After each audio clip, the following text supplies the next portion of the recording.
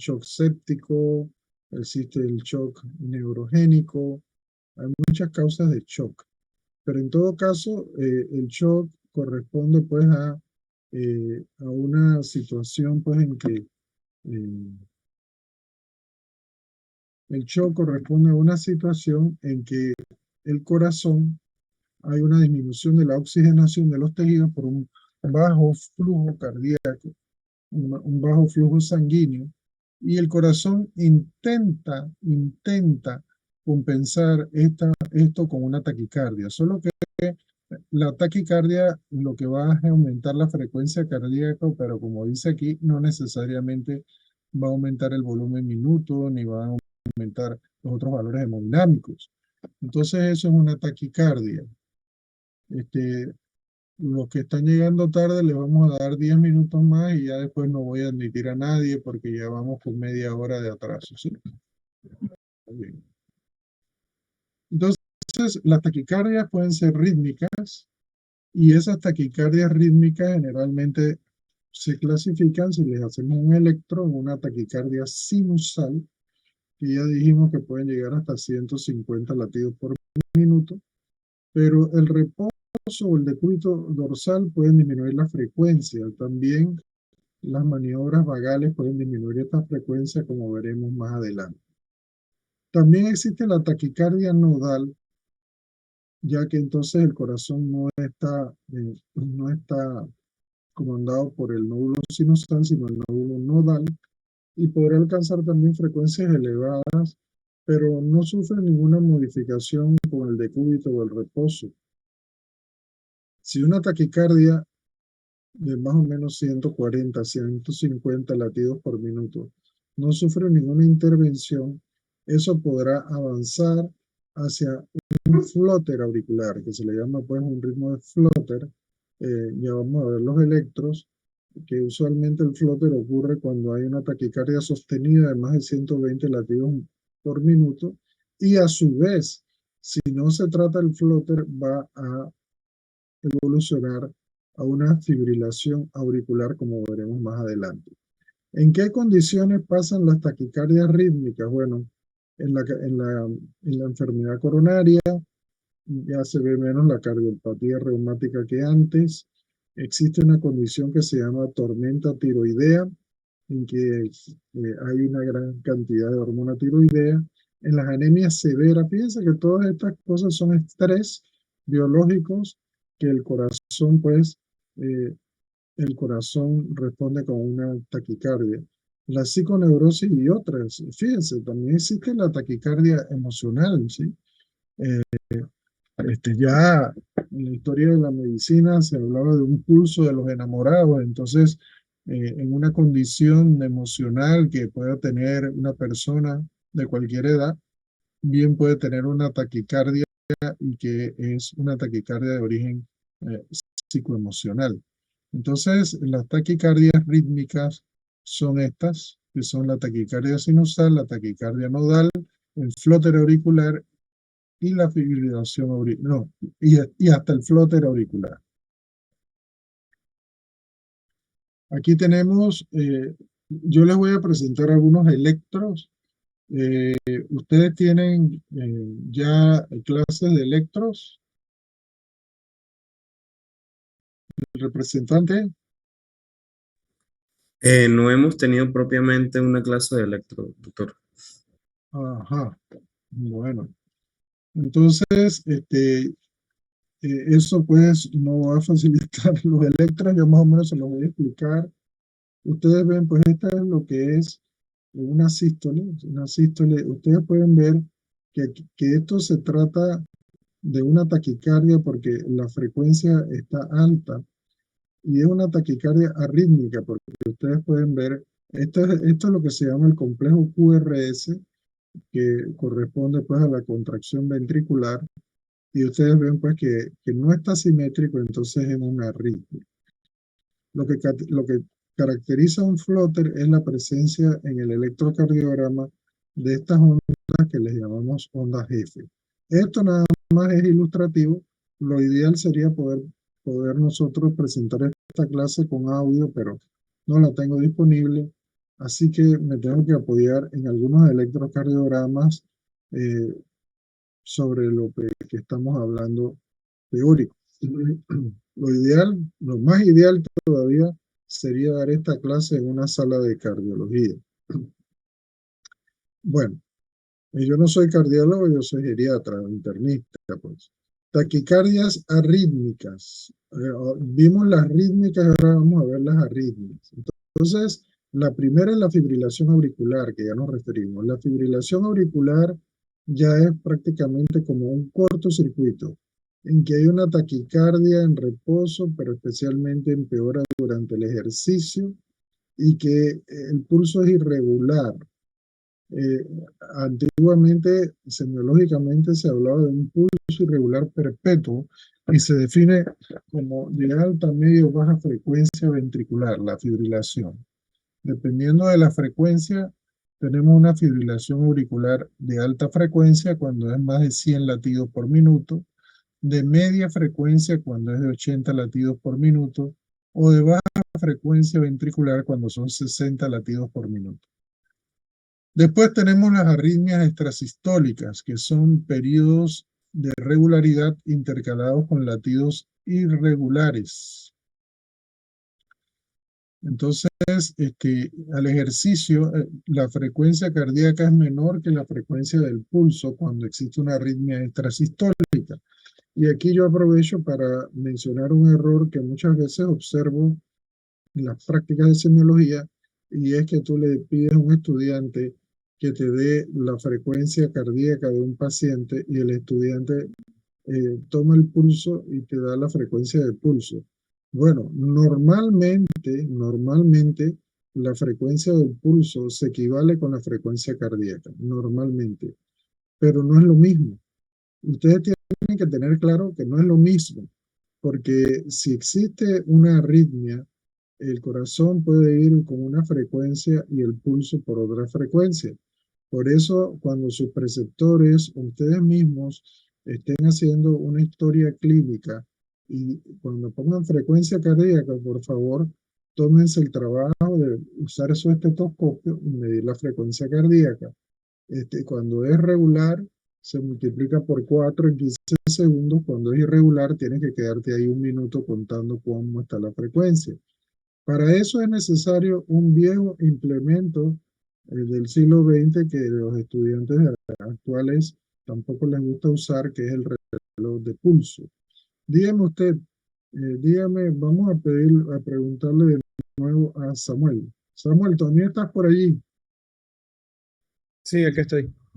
Dime, Samuel, si tú estás tomando el pulso, si tu preceptor te dice que tomes la frecuencia cardíaca, tú te pones el estetoscopio y lo vas a poner en el ápex de cardíaco. ¿Y cómo vas a medir la frecuencia con el celular?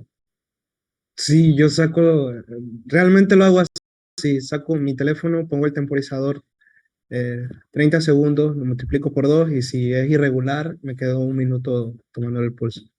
Correcto, así como tú lo hacen todo, pero ¿qué pasa si estás buscando una arritmia y al mismo tiempo que tienes que ocultar, tienes que palpar el pulso? ¿Cómo anotas ahí la frecuencia cardíaca? No puedes. No puedes porque no puedes utilizar el celular. Fuera, muchachos, fuera de que usar el celular con los pacientes no es una práctica de mucha asepsia, ustedes saben, porque ustedes están tocando el celular, tocando el paciente, que muchas veces los hospitales están llenos de bacterias y entonces después se ponen el celular en el oído y pues no es bueno. Así que yo los exhorto a pensar si no les conviene tener un reloj de pulso que les ayuda en este tipo de situaciones como las arritmias extrasistólicas y que también es más saludable porque es más higiénico estar usando su celular con los pacientes, porque nadie puede estar lavándose las manos y tocando el celular el paciente y lavándose las manos es verdaderamente fastidioso y lo que tendemos es a ensuciar el celular de bacterias.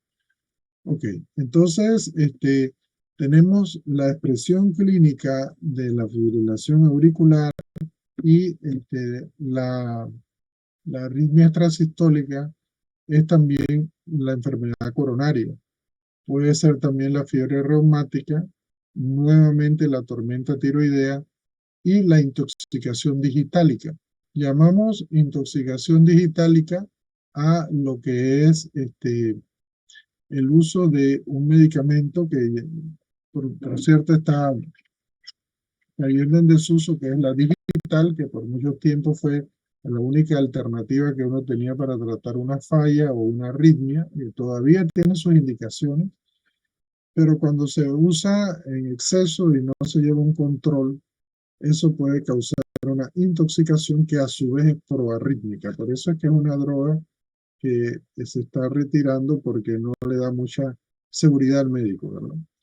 Ok, entonces hemos visto pues las taquicardias rítmicas y las taquicardias arrítmicas. Admito al último estudiante porque ya son las 6 y ya después de ella pues el coordinador le dice a los estudiantes que ya están demasiado atrasados y que no vamos a admitir a más nadie. Muy bien. Entonces, aquí tienen ustedes el electrocardiograma de lo que son. Esto es una fibrilación auricular. Y aquí abajo, este es el ritmo normal del corazón, que se llama un ritmo sinusal. No me voy a adelantar mucho en esto, ni voy a insistir mucho, porque pensé que tenían nociones de electro, pero si no las tienen, puedo crear confusión. Van a tener pues que guiarse por la armonía de las formas y van a tener que creer en mí. Esto es un ritmo sinusal normal. Observen la armonía entre la distancia de una contracción a otra, ¿verdad? Como su compañera definió ritmo al inicio de la clase, es un ritmo regular y aquí estos son complejos QRS completamente normales. Observen en una fibrilación auricular cómo se rompe la frecuencia y la ritmicidad del nódulo sinusal. Quiere decir que aquí en esta fibrilación, eso es como si las aurículas temblaran. En vez de tener el movimiento de contracción normal, ustedes se acuerdan, es como si la aurícula temblara mientras el ventrículo todavía se mantiene, la aurícula bombea pero temblando. Entonces da esta sensación, esta imagen, y que a la ocultación ustedes van a encontrar taquiarritmia, una taquiarritmia, pues, eh, una taquiarritmia eh, irregular, como hemos dicho. Ahora, cuando hablamos de taquicardias arrítmicas paroxísticas, estas comprenden aparecimiento súbito y también, como dijimos antes, desaparecen también súbito, pueden durar horas o hasta días, son crisis abruptas, no relacionadas con el ejercicio y hasta que pueden precipitar una angina de pecho. Una angina de pecho es dolor y pueden ocurrir en corazones normales, pero también en los trastornos de la conducción. No son tan frecuentes como los otros dos tipos que vimos. Y tenemos la peor de todas, que solamente la mencionamos aquí con carácter didáctico y académico, que es la taquicardia rítmica paroxística, y que es la fibrilación ventricular, que esta fibrilación ventricular es algo sumamente grave. Esto ya es como la suma de todas las arritmias que no respondieron a tratamiento, que no recibieron tratamiento. El paciente evoluciona para una fibrilación ventricular. Esto ocurre muchas veces después de un infarto. Y entonces ocurre pues lo que es una fibrilación ventricular que después se va a convertir en un paro. Esto es una evolución a paro cardíaco. Esto ustedes lo van a ver cuando vean emergencias y cuando estén rotando intensivos más adelante en la carrera. Muy bien.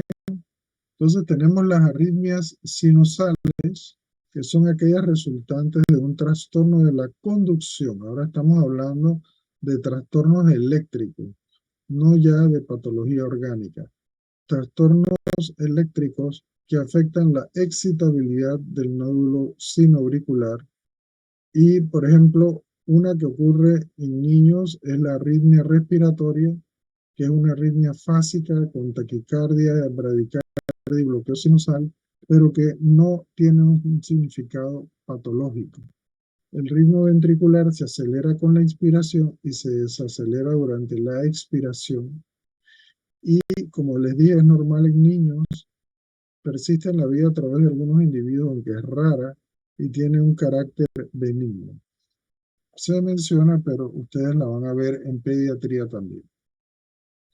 Después tenemos la taquicardia sinusal, en que la frecuencia cardíaca va de 120 a 160 latidos por minuto. Es una taquiarritmia, como vimos anteriormente, solo que sinusal, y que esta puede responder a lo que es la estimulación vagal. A ver, ¿quién me quiere decir, eh, eh, quién me quiere decir eh, estimulaciones vagales? eh, Estimulaciones vagales, que, maniobras de estimulación vagal que ya hayan conocido. Hay un estudiante que quiere entrar, me dice el coordinador que se desconectó, por favor que vuelva a entrar, dile. ¿Quién sabe algunas maniobras vagales? Buenas tardes. Yo he escuchado sobre estimulación del nervio vago como un tratamiento para pacientes que tienen la enfermedad de Parkinson ya a estadios más avanzados. A nivel de los ojos y creo que del masaje carotidio. Ajá. Exacto. Vamos a ver. No, para el Parkinson no. Como dijo Josué Daniel, algunas de estas maniobras pues son la estimulación no de las carótidas, sino de lo que es pues los cuerpos, los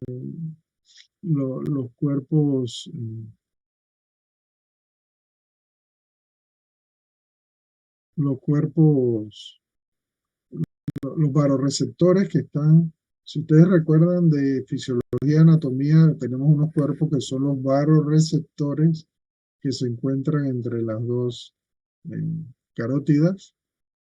Entonces, eso es una de las maniobras vagales. Otra maniobra vagal es lo que es la estimulación del paladar blando, la estimulación del paladar blando. Otra maniobra vagal es la estimulación, pues la presión sobre los globos oculares, ¿verdad? Esto, en todo caso, ustedes no deben hacerlo nunca solo, sino con su preceptor. Y de todas estas maniobras, la que más funciona es la estimulación carotidia, pero jamás se debe hacer, por supuesto, en las dos carótidas al mismo tiempo, sino un lado primero y otro después. Estos impulsos son originados del nódulo sinoauricular que vimos al principio, y en ritmos mayores de 140 hay que distinguirlo del flutter, que no lo vas a poder distinguir solo ocultándolo, tienes que hacer un electrocardiograma. En este caso, pues su preceptor o el médico que está trabajando con ustedes esto tiene que hacer un electrocardiograma. Y más o menos como ustedes ven, la expresión clínica es la misma que vimos en las taquiarritmias irregulares, que es ejercicio, estados emocionales, la tormenta tiroidea, anemia, fiebre, etc. Es un tipo de compensación. Aquí nosotros tenemos, por ejemplo, un electrocardiograma normal, como el que les enseñé antes, y aquí tenemos una taquicardia sinusal. ¿Por qué sinusal? Porque el electro se mantiene con su armonía de todas sus partes, algo que ustedes pues más adelante van a dar, y eso es una taquicardia sinusal. Otra de las maniobras que, por cierto, no mencionamos es la maniobra de Valsalva. El paciente se coloca en posición supina, semirecumbente o de sestación, y se le indica que exhale con fuerza después de un esfuerzo respiratorio normal. Entonces, los signos de adecuación incluyen distensión de la vena yugular, aumento del tono en los músculos de la pared abdominal y la cara enrojecida. El paciente debe mantener la tensión de esta, de este estímulo sobre el diafragma por lo menos 10-15 segundos y luego soltarla y reanudar la respiración normal. Aquí tenemos un ejemplo también pues de lo que es la estimulación de lo que es el, la estimulación del seno carotídeo, ¿ve? Donde está la bifurcación de la carótida interna y la carótida externa. Allí están los varoreceptores y aquí es donde se hace la presión, primero de un lado, después del otro lado. Muy bien, entonces hablamos ahora pues de los síndromes bradicárdicos. ¿Alguna pregunta sobre las taquicardias? ¿Todo quedó claro?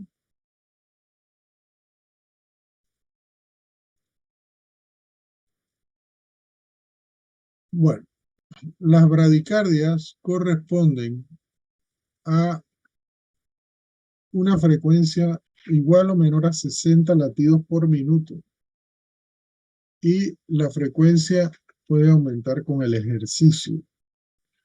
Puede ser normal en algunas personas. Hay algunas personas que tienen una frecuencia cardíaca de 60 por minuto y no se puede decir que están bradicárdicos, ¿verdad? Eso se llama vagotonismo idiopático. ¿Qué significa la palabra idiopático? Que no sabemos Que la no se sabe etiología. Hablaron tanto que no se escuchó. Roberto, Ajá, que no se sabe la etiología. no señor. Que, que no se sabe el origen de los signos. O sea, de la enfermedad. Bueno, es una forma de decirlo, pero otra forma de decirlo es que es propio del individuo, ¿sí? Es idiopático, o sea que responde al organismo del individuo y que nunca se puede saber como tú bien dices, no se puede saber el origen, pero es idiopático. Muy bien, está bien la definición, Roberto. Seguimos. Entonces, puede ser los síntomas que presenta la bradicardia, el principal es el mareo, aturdimiento, síncope, que es el nombre científico de lo que llamamos desmayo. Puede haber fatiga, dificultad para respirar. Generalmente expresa bloqueos auriculoventriculares que pueden ser de varios grados y que se determinan a través del electrocardiograma. A la ocultación habrá intervalos sin un ciclo cardíaco con la ausencia de los respectivos ruidos en un tiempo de ocultación más largo. Y la expresión clínica, como dijimos, pueden ser personas normales, pueden ser hasta atletas. Ustedes saben que paradójicamente los corredores tienen bradicardia idiopática. Entonces, el envejecimiento de por sí disminuye la frecuencia cardíaca en algunas personas, infecciones severas, puede ser por medicamentos, enfermedad de Chagas y el síndrome del nódulo sinusal enfermo. Esto es una bradicardia. Se mantiene toda la forma normal del complejo QRS, pero miren la distancia entre una, una contracción y otra, ¿verdad? Esto es una bradicardia sinusal. Después tenemos los bloqueos. Los bloqueos auriculoventriculares se manifiestan también por bradicardias, que pueden ser menores de 60 por minuto. El bloqueo, un bloqueo completo puede producir un síndrome que se llama Ame-Stokes, que puede asociarse a vértigo, a convulsión o a choque.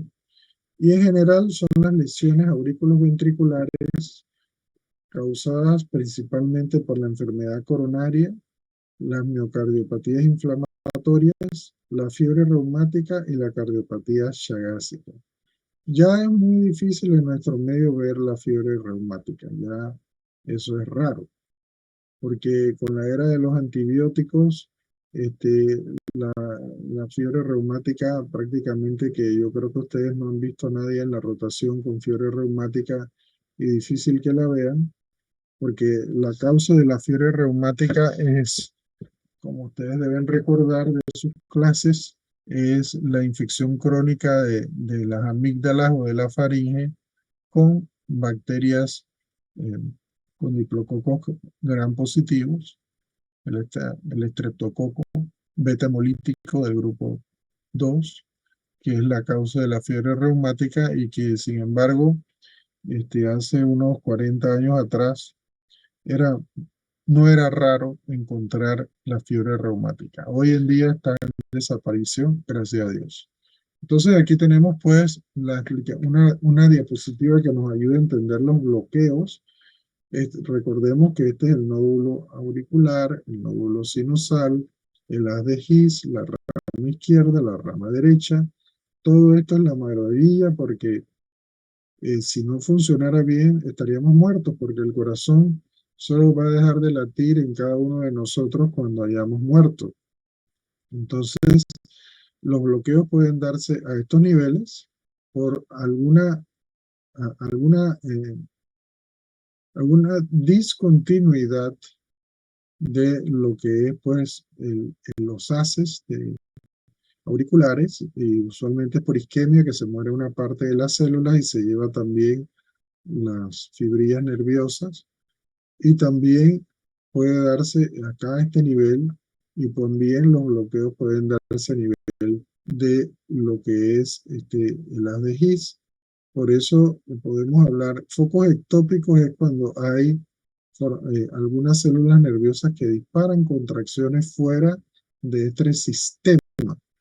Entonces, en las alteraciones de la conducción tenemos vías anómalas y bloqueos, que son lo que se llaman trastornos de la conducción cardíaca. Los bloqueos de rama usualmente no presentan síntomas, aunque puede ocurrir el constante desdoblamiento del primer ruido.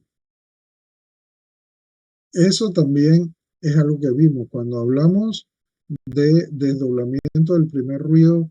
¿De cuál R estamos hablando?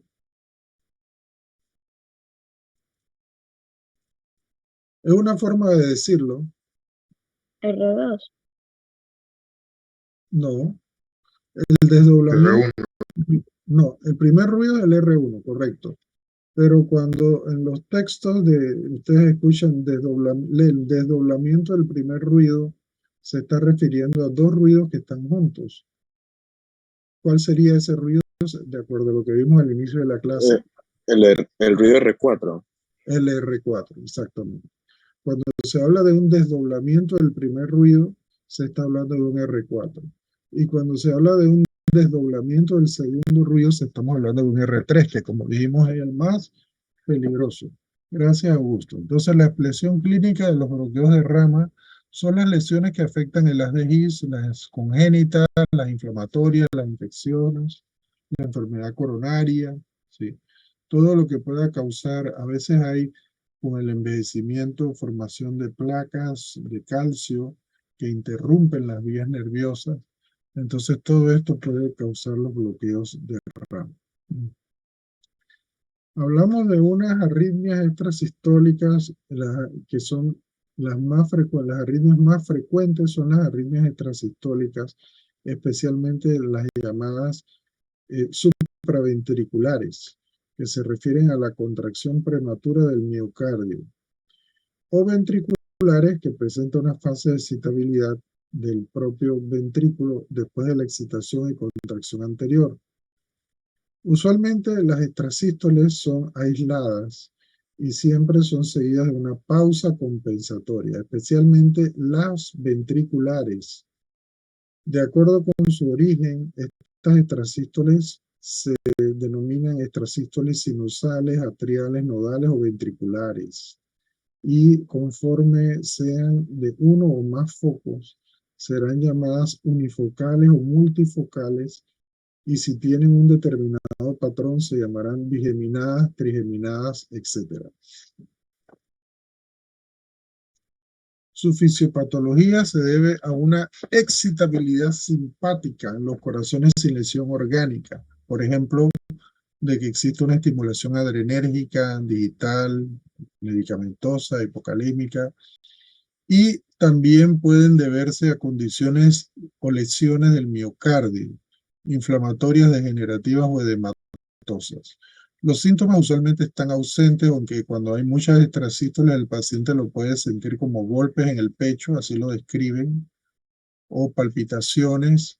A la ocultación se identifica un ritmo cardíaco normal, pero que está intercalado de tiempo en tiempo por un latido prematuro, que también se expresa en la onda de pulso. Aquí, una vez más, si ustedes tienen un paciente con extrasístole, ustedes tienen que tener el estetoscopio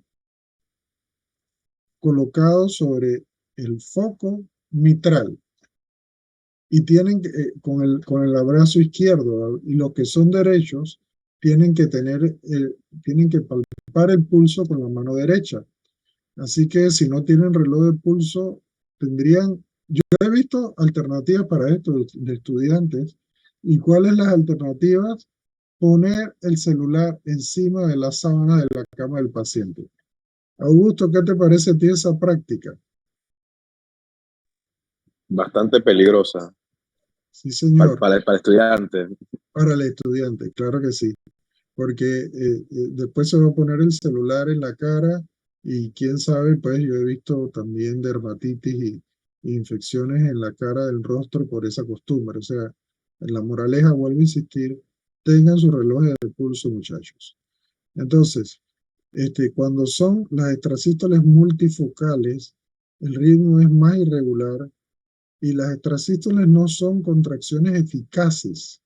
Entonces se presenta déficit cardíaco. Recuerden que si les cae en el examen qué es déficit cardíaco, el déficit cardíaco llamamos así a una dicotomía, o sea, una diferencia entre la frecuencia cardíaca y la frecuencia del pulso. Eso es el déficit cardíaco. Por favor, grábense eso. Entonces, aquí ustedes ven los dos tipos de extrasístole, pues van a tener que acompañarme en términos pues, de forma, el electrocardiograma. Aquí ustedes ven un ritmo sinusal normal, como ya habíamos dicho, observen la armonía entre una contracción y otra, y de repente esa armonía se pierde y aparece otra. Esto es una extrasístole supraventricular y se palpa también en el pulso. Si ustedes están ocultando eso, también lo van a palpar en el pulso. Discúlpenme un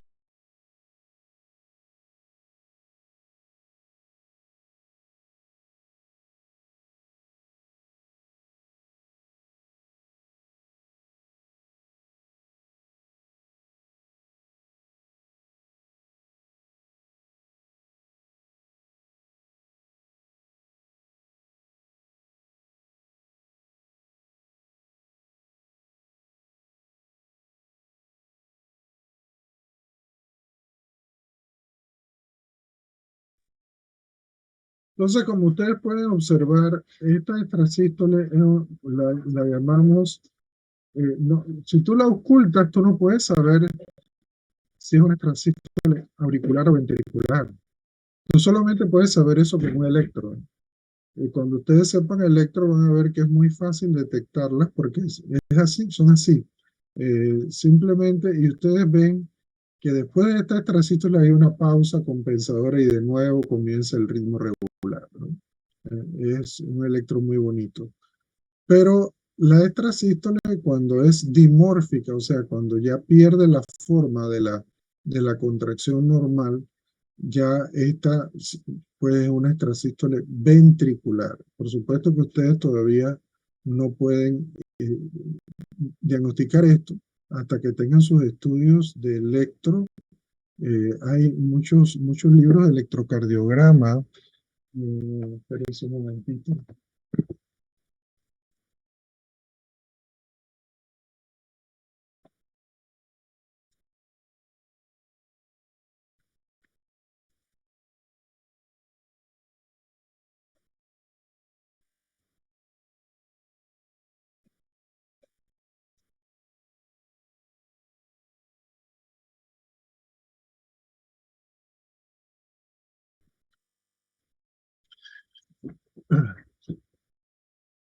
Pueden ver la portada de este libro. ¿Aló? ¿Me responde alguien si están viendo la Sí, portada? doctor. Sí, se ve. Sí, doctor, se puede ver. Este es un libro que todavía existe en español. El original es en inglés. Este es de portugués porque yo estudié en Brasil. Se llama Interpretación rápida del electrocardiograma del doctor Dale Dubin. Vean el nombre, Dale Dubin. Ese libro, este libro es una joya porque es como un automanual que si tú te va explicando el electrocardiograma, pero como si fuera un libro de primaria, o sea, no es de primaria porque es avanzado y tiene autocuestionarios y todo, pero te va explicando todo el electrocardiograma. Y es un libro en el que muchos aprendimos el electrocardiograma básico y después los que fueron a hacer medicina interna o cardiología y eso, pues ya buscaron otros libros de texto más complejos. Yo les aconsejo ese libro. No sé si está en las librerías en Panamá, pero encuentran su versión en español seguramente por cualquiera de estas Amazon o eBay o lo que sea. Y si alguno de ustedes lo consigue y puede encargarlo, miren, no se van a arrepentir de la inversión. Seguimos. La arritmia extrasistólica es cuando ya hay focos múltiples y eso nos lleva a un ritmo caótico. También pueden ser extrasístoles en salva. En salva se dice por la salva de cañones, así, tan, tan, tan, tan, tan, tan. Por supuesto que este tipo de arritmias extrasistólicas las vamos a ver en corazones muy comprometidos en la miocardiopatía dilatada, en la miocardiopatía chagásica, y que entonces pues ya son corazones que verdaderamente son cardiopatías para el especialista. Observen ustedes pues el grado de arritmias. Estas son extrasístoles en salva y estas particularmente son todas extrasístoles ventriculares. Es muy impresionante ocultarlas y palparlas en el pulso porque son pues eh, verdaderas salvas de latidos y tienen que ser medicadas, pues, tienen que ser medicadas. También pueden originar el bigeminismo cuando hay un latido normal y una extrasístole, un latido normal y una extrasístole, un latido normal y una extrasístole. En este caso son extrasístoles ventricular. Y el trigeminismo cuando existe un latido anormal cada dos normales. Así se llaman bigeminismo y trigeminismo. Esto lo vemos sobre todo en los pacientes de cardiología. Bueno, en resumen, la exploración cardíaca guarda la misma secuencia propedéutica de todos los sistemas del cuerpo humano. Inspección, palpación, percusión y ocultación. Por supuesto que yo no entré en eso porque se supone que ya recibieron esa clase y yo me he limitado pues a los síndromes de las arritmias cardíacas. El ritmo cardíaco normal se debe considerar entre 60 a 80 latidos por minuto. No es lo mismo, vuelvo a repetir, frecuencia cardíaca que frecuencia de pulso, aunque en el paciente normal son iguales. Cuando estamos viendo pacientes cardiópatas, debemos usar el estetoscopio. La ocultación de una arritmia cardíaca deberá quedar consignada en la historia clínica, describiendo frecuencia, secuencia y duración. Y las arritmias cardíacas resultan de diversas razones y deberán tener descritas sus características y un trazado electrocardiográfico oportuno. Entonces, cuando sean internos y detecten una arritmia cardíaca, antes de llamar al residente, a menos que sea una situación de urgente, pero antes de cualquier consulta, cuando llega el residente, si no le tienen el electro en la mano, lo va a regañar, ¿no? Entonces, pues eso es lo primero que hay que hacer cuando ustedes detectan una arritmia. Y también, pues ya cuando ustedes sean internos van a tener un conocimiento mayor como para saber qué es una urgencia y qué no es una urgencia. Muy bien, creo que llegamos al final aquí. Entonces, preguntas sobre esto, porque si no vamos para la próxima clase. ¿Seguimos con la próxima o la dejamos para la otra semana? ¿Cómo están? Por mí, puedo seguir.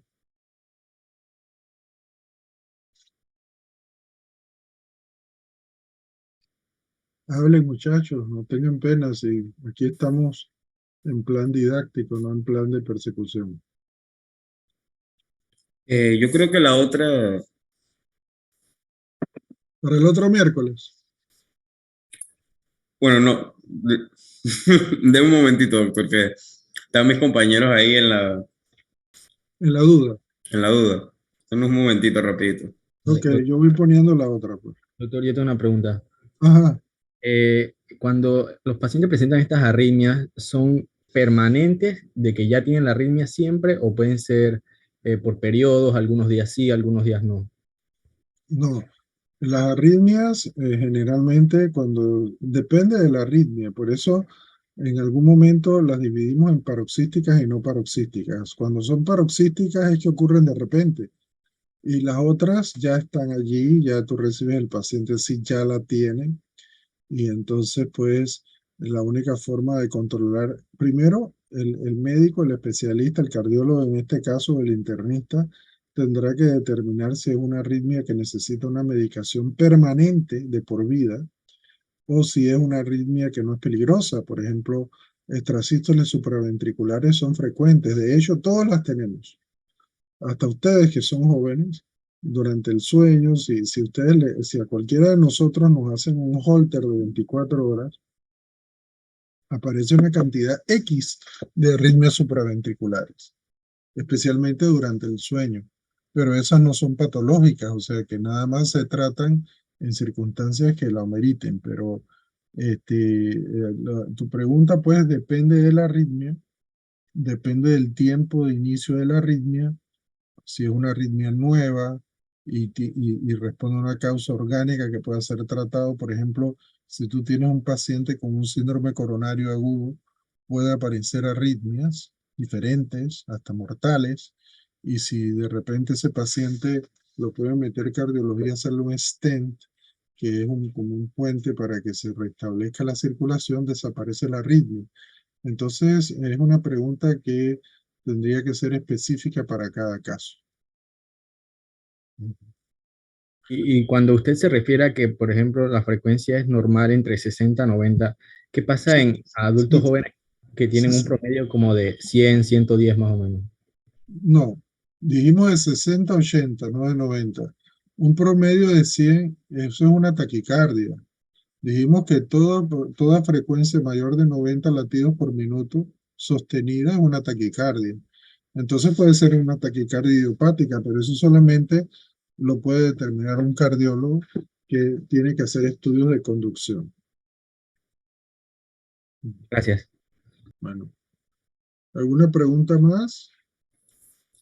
Bueno, doctor, la mayoría de mis compañeros decidieron continuar, así que vamos a continuar. Muy bien, vamos allá. No, no son largas las clases, no se preocupen. Es que se las doy bien machacada porque la intención es que aprendan. Ok, semiología vascular, muchachos. José Daniel, vamos a dejar entrar a todos los que están pendientes, Ok, listo, doctor. que hagan que traten de entrar de nuevo, que a todos les voy a dar entrada. Debemos respetar la puntualidad, porque si los que cumplen son puntuales, todos debemos ser puntuales. A veces hay razones, ¿no? Pero en general tenemos que, ustedes saben cuáles son las profesiones más disciplinadas. La medicina la milicia y la enfermería. Y el médico, el médico es más disciplinado, tiene que ser más disciplinado que el militar, porque el militar tiene una disciplina impuesta, porque hay de él si no hace lo que le están mandando. Son castigos y castigos. Pero la disciplina de nosotros no es impuesta por nadie. La disciplina del médico es propia de cada profesional, porque cada médico sabe que si él no es disciplinado, las vidas de sus pacientes pueden estar en riesgo. Entonces, tenemos que siempre priorizar la disciplina y no crean, hay muchos médicos de mayor edad que yo y ya grandes especialistas que, sin embargo, han avanzado en determinado conocimiento y todavía no han alcanzado la autodisciplina. Entonces, yo los invito a ustedes siempre a reforzar su disciplina. En general, vemos que las muchachas son más disciplinadas que los varones, las mujeres tienen esa ventaja sobre los varones, son más disciplinadas. ¿Pero por qué? A ver, Fierro, ¿está por ahí todavía? Perro. Ferro, Emily, ¿por qué las mujeres Sí. son más disciplinadas que los hombres? Eh, no sé, la verdad. Yo también lo he visto, pero no sé cuál es la razón. Ah, pero es que hay una razón científica, antropológica para eso. Es pues por la ley de la evolución. Porque dentro de la biología, la mujer, y miren, aquí es la biología, nada de machismo. La mujer hasta hoy en día es la única que puede tener hijos, ¿correcto, Emily? Entonces, la mujer, dentro de su desarrollo del pensamiento, eh, tiene más disciplina que el varón porque está preparada por la naturaleza o por Dios, como ustedes prefieran, para ser mamá un día. Y una mamá sin disciplina es muerte del niño. Entonces, no nos debe sorprender que sus compañeras sean más disciplinadas. Eso no quiere decir que los hombres no lo seamos, pero siempre tenemos que aspirar a una mayor disciplina. Muy bien, entonces basta de discurso, que ustedes están cansados y yo también, así que vámonos a semiología vascular. Comencemos por el pulso arterial. ¿A qué corresponde el pulso arterial? Bueno, es la ondulación periódica decreciente y corriente abajo de la pared del sistema vascular después de cada contracción ventricular. Eso es lo que origina la onda de pulso. Y la onda de pulso comprende una vertiente inicial ascendente o anacrótica, una cima u onda de percusión y otra vertiente descendente o catacrótica. Mira tú. Sin embargo, ustedes dirán, pero yo me palpo el pulpo radial y no siento nada de eso. Claro, no lo vas a sentir porque no tenemos esa capacidad de poder, de que nuestro pensamiento procese algo que es tan veloz. Pero si nosotros utilizamos los aparatos correctos, vamos a ver esa onda. Entonces, imagínate que la onda de pulso transita a una velocidad de 5 metros por segundo. 5 metros por segundo. Entonces, no hay que extrañarse que en un corte de una arteria o de una vena eso salga borbotones de sangre.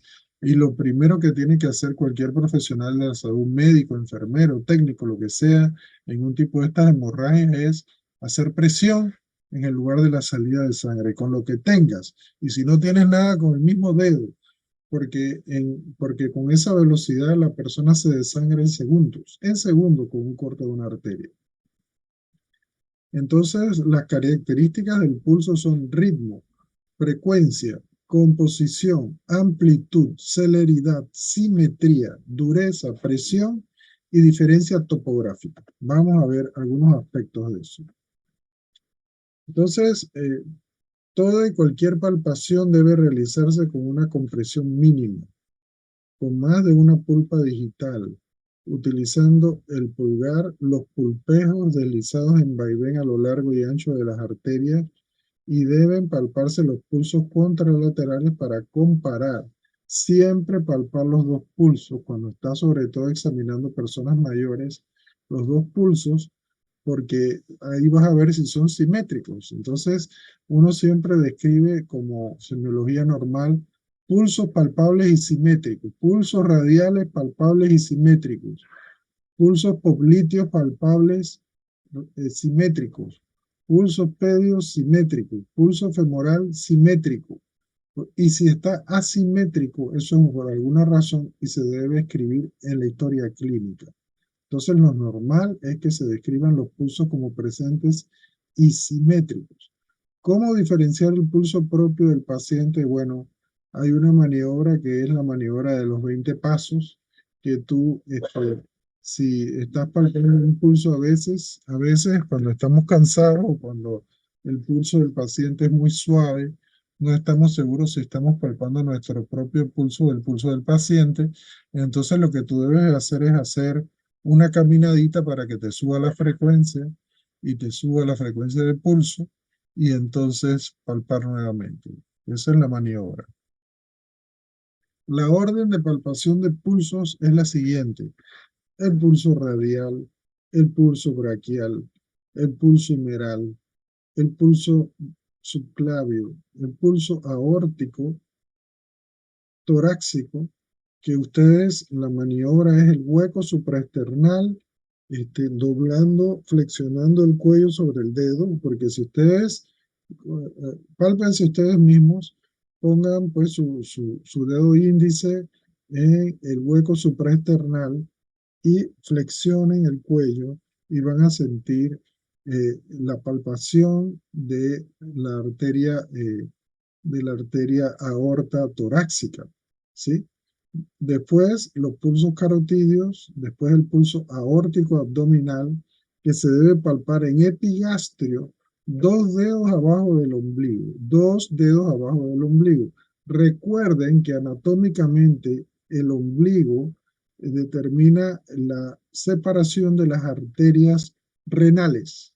Entonces, ya si ustedes se pasaron el ombligo, ya no hay aorta, ya lo que hay es las arterias renales.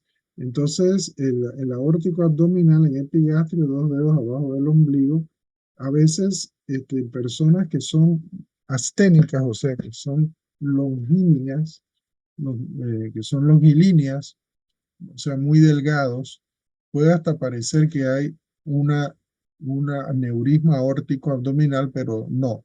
Ustedes palpan con cuidado y no hay ninguna dilatación, sino que eso se llama aortismo y es idiopático en cierta edad.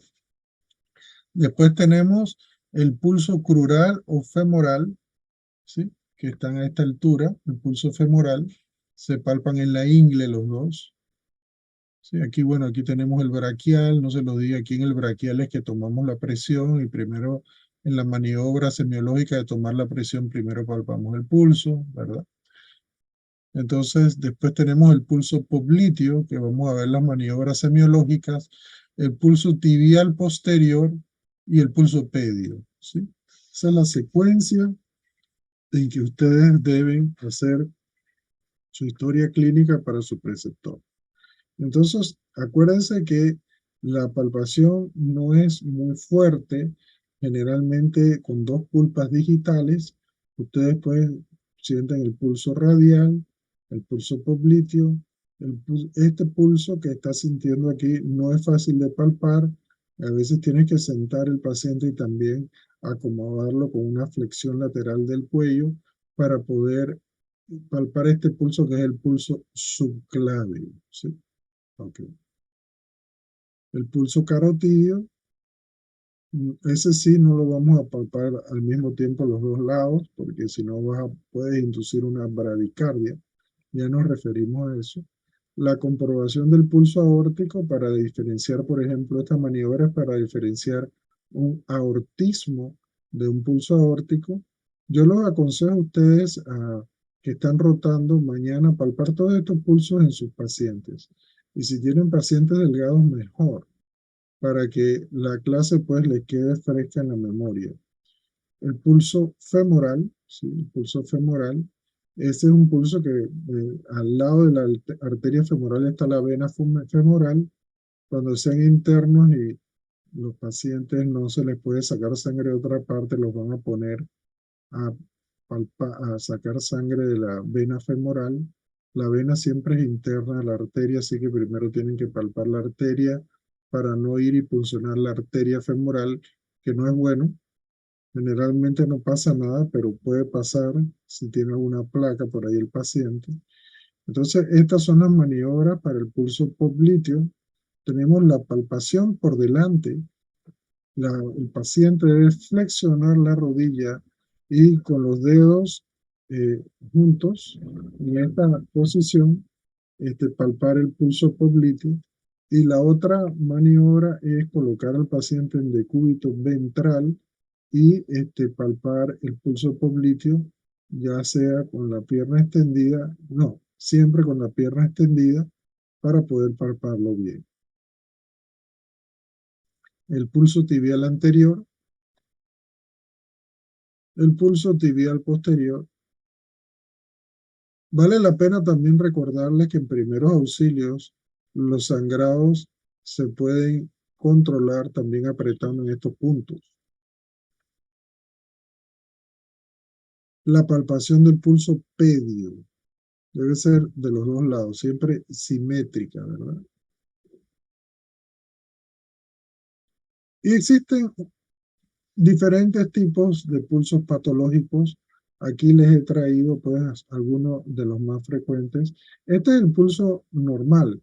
Y aquí está la onda anacrótica que les dije, la meseta, y el otro pulso descendente. O sea, si tuviéramos un aparato de fisiología, cualquiera de nosotros que tuviera pulso normal, íbamos a poder ver estas curvas que se describen en el pulso normal que les dije al principio. Aquí tenemos algunos de los pulsos que tienen que ver con enfermedades que están muy bien discretos. Cada vez se palpan menos porque la verdad es que con los avances de la medicina, muchos señales y signos de la semiología clásica han ido cambiando porque las enfermedades han cambiado. Por ejemplo, anteriormente me refería que la fiebre reumática y la cardiopatía reumática ya casi no se ven, ¿verdad? Igual pasa con algunos de estos pulsos, ya no están. Aquí tenemos el pulso normal, pulso máximo y la onda anacrótica, ¿verdad? Tenemos el pulso amplio o magnus, que puede ocurrir en todas estas condiciones, en la fiebre, por ejemplo, en el ejercicio, por ejemplo. El pulso amplio o magnus y Seller, que ocurre en la insuficiencia aórtica o en las fístulas arteriovenosas. El pulso parvus, que es este pulso pequeño y que ocurre en la hipotensión arterial y también ocurre en los derrames pericárdicos. Tenemos el pulso pequeño y parvus tardus, que ocurre en la estenosis aórtica grave, y el pulso pequeño y parvus Seller, que ocurre en la insuficiencia mitral. Sin embargo, como les dije, esto ocurría en pacientes que tenían esas insuficiencias terribles. Hoy en día, con los avances de la medicina, pues ya es difícil encontrar este tipo de pulsos patológicos, pero están descritos en los libros de texto y es bueno que ustedes, pues, por lo menos reconozcan los más frecuentes y que en un parcial sepan decir que, por ejemplo, un pulso amplio magnus, este es el pulso llamado también pulso colapsante de Corrigan, porque el que lo describió fue un clínico británico del siglo XIX, y este es el famoso pulso que le llaman pulso en martillo de agua y que es patognomónico de la insuficiencia aórtica.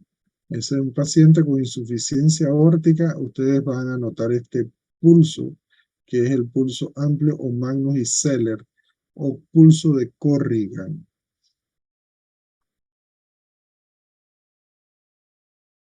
También se le dice pulso en martillo de agua porque tiene un ascenso y descenso rápido de una magnitud importante.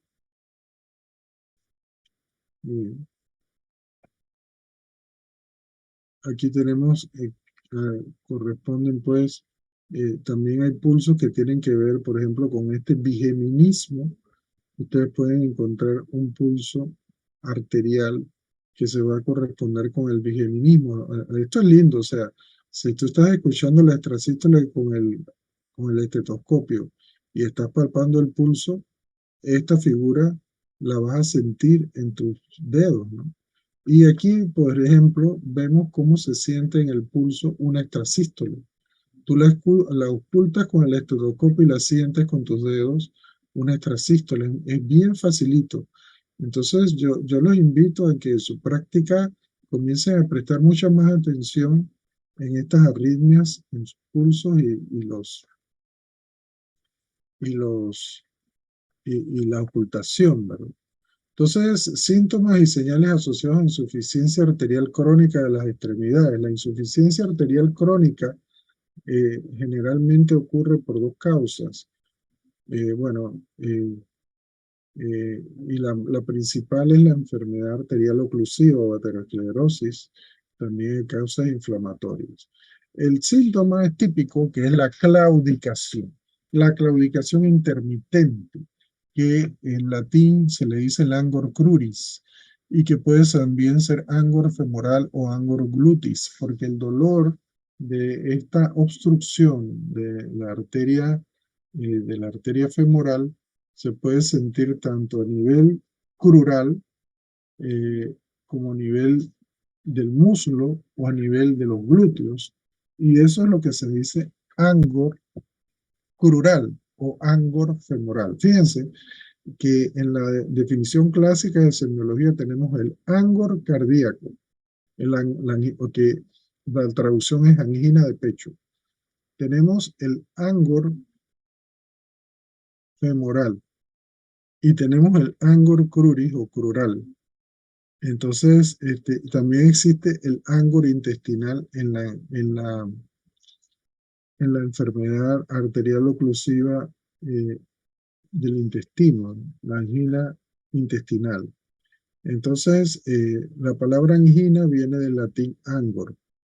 Entonces, otros síntomas y cómo se investiga la claudicación intermitente. Generalmente, este tipo de patología ocurre en los fumadores y ocurre también en lo que son la tromboangiitis obliterante, que es una enfermedad del colágeno. Entonces, la pregunta es lo siguiente: el dolor que siente este paciente en el momento en que está caminando es tan fuerte que él tiene que parar de caminar. Él para de caminar. Tú le dices, si usted está atravesando la vía España y viene un bus y usted tiene que correr a la otra acera y le da el dolor, usted llega a la otra acera y el paciente te dice, no llego, doctor, me atropella el bus. Imagínense la magnitud del dolor. Ese dolor es producido por una isquemia, obvio. Entonces, eso es lo que se conoce como claudicación intermitente. ¿Y por qué intermitente? Porque no es un dolor continuo. Tiene que ver con que el paciente camina cierta distancia y tiene que sentarse. Entonces, vamos a ver alteraciones de piel y vellos, vamos a ver una fuerza muscular disminuida, una historia de calambres, y a la semiología vamos a utilizar la inspección, la palpación, la ocultación, vamos a ver alteraciones de piel, faneras y musculatura, la temperatura puede ser más fría, la palpación de las paredes de las arterias duras, el pulso arterial y la presión arterial. Todo eso. Entonces, el síndrome de la insuficiencia arterial periférica tiene diferentes causas: la aterosclerosis, el embolismo, la trombosis, la enfermedad de Raynaud, la tromboangiitis obliterante y otras arteritis.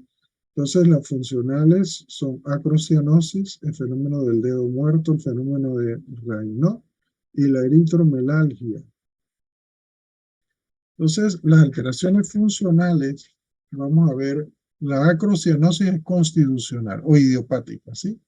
Fíjense que idiopática tiene otra palabra que también se usa, que es constitucional, es funcional y no tiene un significado patológico. El fenómeno del dedo muerto Es causado por espasmos de las arterias y puede estar asociado al fenómeno de Raynaud o a la escalogenosis. El fenómeno de Raynaud consiste en la cianosis de intensidad irregular de todo un dedo o de algunos dedos de las manos o de los pies y puede preceder en meses o años a la propia enfermedad de Raynaud. Y la eritromelalgia es una vasodilatación paroxística molesta de las arteriolas pequeñas de los pies, manos y rostro, provocando dolor y aumento de la temperatura y eritema. Okay, vamos a verlo. Aquí tienen ustedes el fenómeno del dedo muerto, ¿sí? Aquí tienen ustedes el fenómeno de Raynaud en la mano derecha del paciente. Aquí tienen una eritromelalgia. Aquí también tienen el fenómeno de Raynaud. Observen el color de la mano del paciente. Esto es fugaz, esto va y viene. Puede ser que él esté en un aire acondicionado muy frío y le dé un fenómeno de Raynaud, ¿sí? Y eso no tiene un significado patológico, a menos que avance hacia la enfermedad de Raynaud, que es una enfermedad vascular, que más adelante ustedes verán. Aquí también tenemos el fenómeno de Raynaud.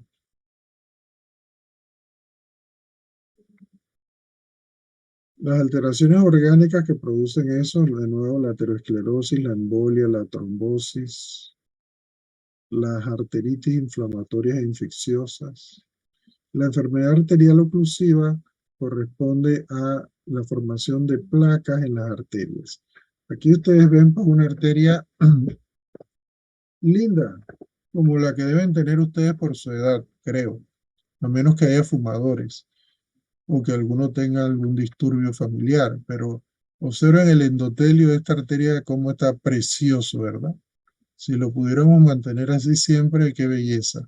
Pero a medida que envejecemos se van formando placas de colesterol que después se transforman en placas ateroscleróticas que tarde o temprano se rompen el endotelio y producen la oclusión por un trombo. Esto es un infarto. Pero lo importante es que ustedes comprendan que la enfermedad arterial oclusiva tiene muchas presentaciones, porque puede ser enfermedad coronaria, puede ser una enfermedad cerebrovascular, puede ocasionar una insuficiencia arterial periférica, en este caso con un angor cruris, puede ocasionar la estenosis de la arteria renal, puede ocasionar pues lo que es la estenosis de la arteria mesentérica, ¿sí? Puede ocasionar la impotencia sexual, puede ocasionar diferentes tipos de oclusión, pero es la misma enfermedad. El origen, el daño primo es la formación de la placa que disminuye el flujo sanguíneo periférico y consiguientemente la oxigenación. Aquí tenemos ya una tromboflebitis. Observen, esa tromboflebitis ya es una enfermedad de las venas. La vena está tan inflamada que se puede palpar y se puede ver a simple vista. Y si usted palpa aquí, hay dolor. Y aquí ya lo que es la enfermedad de Raynaud. Ya el fenómeno deja de ser paroxístico para convertirse en permanente y asociarse en este caso al dedo muerto y asociarse pues a dolor, parestesias y otras alteraciones vasculares. El estudiante Augusto tiene una pregunta. No, sí, doctor, le iba a preguntar si ese fenómeno de Raynaud de la derecha era tenía el fenómeno de dedo muerto, pero ya lo dijo. Gracias. Sí, aquí están los dos fenómenos al mismo tiempo. Es una diapositiva muy buena. Seguimos. La tromboangeitis obliterante o enfermedad de Bergers, que la describió, es también una enfermedad que afecta sobre todo a los pies, en que produce pues una cianosis que va a evolucionar a una necrosis, isquemia y dolor. Y puede darse también en la punta de los dedos. Esta es una enfermedad, como les dije, inflamatoria, una colágenopatía, pero que alcanza pues la semiología vascular. En el examen físico, pues siempre inspeccionar el color de la piel, la palidez, cianosis, la presencia de telangiectasis, la dermatitis ocre, que vamos a verla pronto, la dilatación venosa, alteración de faneras, o sea, de las uñas y de los vellos, presencia de edema, esclerodermia, si existen úlceras vasculares, si hay gangrena, la palpación de los pulsos, la temperatura de la extremidad, las alteraciones de la sensibilidad, si hay edema, si hay dolor, la ocultación de la arteria cuando es necesario y descubrir si hay presencia de soplos. Entonces, pues, si estamos hablando de semiología vascular, también tenemos que decirles que la presión arterial, que ustedes ya tuvieron una clase de eso, no se mide exclusivamente en la arteria braquial, como es la costumbre, sino que sobre todo en pacientes que son obesos, también se puede utilizar la arteria radial, ¿sí? Se hace también un ajuste, hay que hacer un ajuste aquí. Y se puede hacer la medición de la presión en la pantorrilla o en el muslo. Y que todas estas son alternativas que existen para medir la presión. Esto es lo que se llama dermatitis ocre. Y estoy seguro que ustedes tal vez ya la hayan visto en algunos pacientes de sala. Usualmente son pacientes obesos o pacientes con enfermedad venosa periférica en que hay una dermatitis ocre que se asocia a insuficiencia venosa crónica y que pues colorea la piel o la hace así apergaminada y liquidificada. Y eso es la dermatitis ocre. Y cuando ustedes la vean en un paciente, hasta que se pruebe lo contrario, tiene insuficiencia venosa periférica. Estas son las telangiectasias, que son varices superficiales y que es para ambos sexos. Pues ahora hay procedimientos estéticos, sobre todo para las mujeres. Esto es lo que se denomina como onicoausis, que es la afectación del lecho ungueal por isquemia. Entonces, cuando ustedes vean dermatología, van a ver que esto es uno de los diagnósticos diferenciales de la onicomicosis, o sea, la micosis de las uñas del pie, y se llama onicoausis. Entonces, el síndrome de la insuficiencia arterial, acuérdense que semiológicamente esto es lo correcto en los diagnósticos. No existe un diagnóstico clínico, existe un diagnóstico anatómico, un diagnóstico etiológico y un diagnóstico funcional. Cualquier enfermedad que ustedes les pongan, ustedes en teoría deben poder definir esto. En el caso de la insuficiencia arterial periférica, vamos allá. ¿Cuál es el diagnóstico clínico? Insuficiencia arterial periférica. Ese es el que ustedes pondrían en el expediente. Pero si tienen un profesor exigente como soy yo, que no me tienen en la práctica porque no puedo, pero que antes me tenían, yo les diría, bueno, pero también dame el diagnóstico anatómico. Bueno, le doy el diagnóstico anatómico. Estenosis de la arteria femoral, en este caso. Ok. Entonces le digo al estudiante, entonces dame el diagnóstico etiológico. Enfermedad arterial oclusiva o si quieres, aterosclerosis. Y dame el diagnóstico funcional. Claudicación intermitente, el Angor crural y que lleva también el epónimo de marcha de Charcot. ¿Sí? Muy bien. Cualquier síndrome, a ustedes les pueden exigir esto. En el caso de una taquiarritmia, también se les podría exigir los 4 diagnósticos. Están en capacidad de hacerlo, pero tienen que pensar, porque esto no es cuestión de memoria, es cuestión de razonamiento. También existe el pulso venoso, que tiene 4 ondas. No quiero profundizar en el pulso venoso porque evidentemente eso ustedes lo van a dar en algún momento de su carrera, espero. El pulso venoso tiene sobre todo tres ondas, la A, C y la B. No es fácil de ver. Para ver el pulso venoso se ve más en pacientes cardiópatas con falla cardíaca y se ve sobre todo en la vena yugular. Y hay tres ondas, la A, C y la B, que están correlacionadas y ocurre, la A ocurre antes de la contracción auricular de la R1 y la B ocurre después de la R2.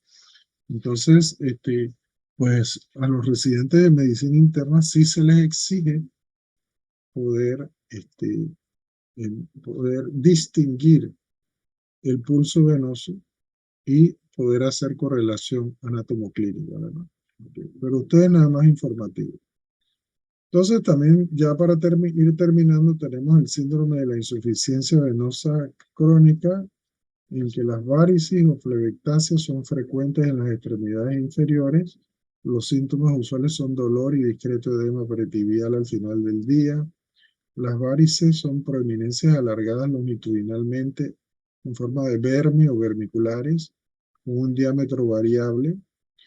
En las extremidades inferiores ocurren por dilatación de las válvulas.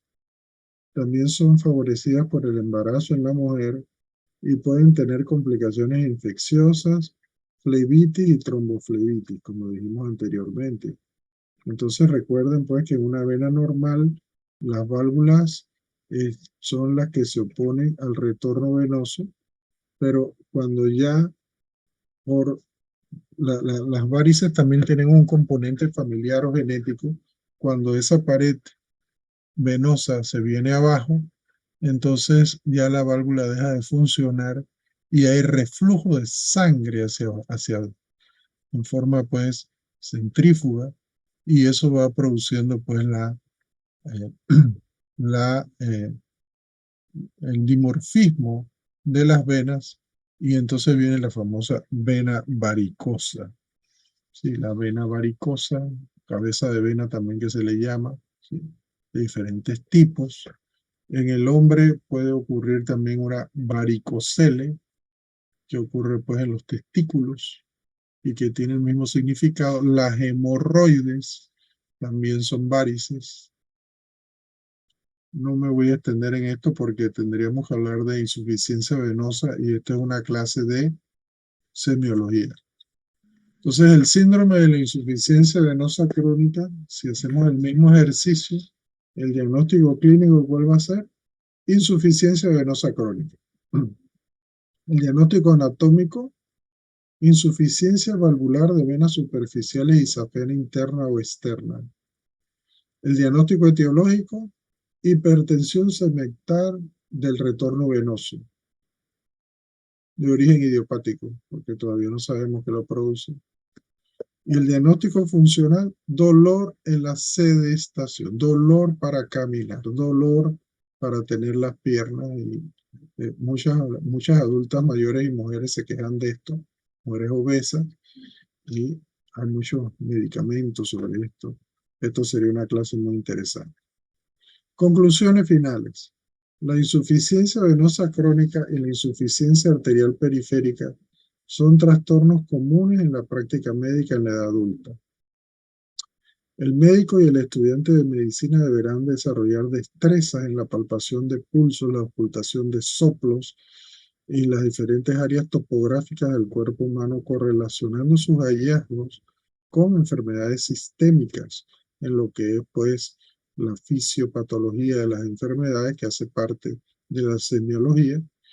Y la enfermedad arterial oclusiva es una enfermedad generalizada que incluye, vamos a repetir, la enfermedad coronaria, la enfermedad cerebrovascular, la insuficiencia mesentérica, la estenosis renal, la insuficiencia arterial periférica, la disfunción eréctil y la enfermedad aneurismática.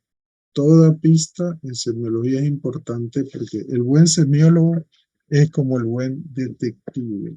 Las pequeñas pistas nos llevan a los grandes diagnósticos. Por eso es que el médico, todo estudiante de medicina para estudiar esto tiene que ser una persona observadora y el estudiante de medicina tiene que hacerse disciplinado para ser un buen profesional en el futuro.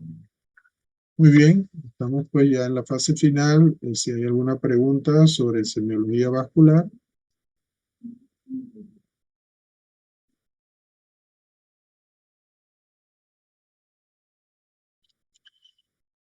Bueno, si no hay ninguna pregunta, pues les agradezco a todos por asistir. Les pido disculpas por no haber podido estar con ustedes el miércoles pasado y hoy sobrecargarlos un poquito con 2 clases. Sin embargo, son clases cortas.